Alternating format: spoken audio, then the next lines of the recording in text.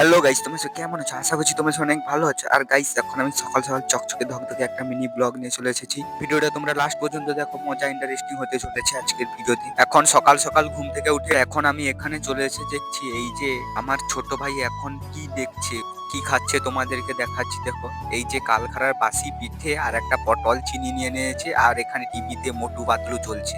কে কে তোমরা চেনো কমেন্টে বলবে সবাই। তোমাদেরকে একটা জিনিস দেখাবো, আমাদের বাড়িতে যে পদ্ম পুকুরটা আছে সেই পদ্ম পুকুরে পদ্ম ফুলে একটা ফুটেছে, তোমাদেরকে দেখাবো আজকে। আর এইটা তোমরা দেখে নাও।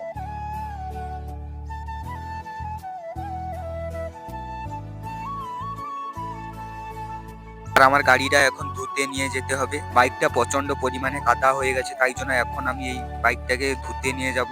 আর এখন আমি একটা গ্যারেজে চলে এসেছি। এখন এই গ্যারেজে আমি বাইকটা দাঁড় করিয়ে দিয়েছি, এখন জল মারছে বাইকে।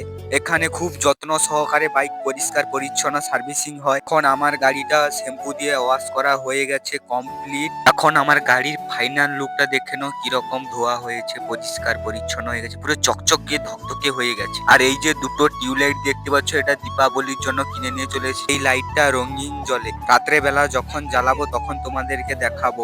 আজকে সবটা দেখালে ভিডিওটা বড় হয়ে যাবে, তাই জন্য এখন আমি পুরোটা দেখাচ্ছি না, পরে ব্লগে দেখা হচ্ছে। বন্ধুরা প্লিজ তোমরা চ্যানেলটাকে সাবস্ক্রাইব করবে নিত্য নতুন মিনি ব্লগ দেখার জন্য। Tata, bye bye.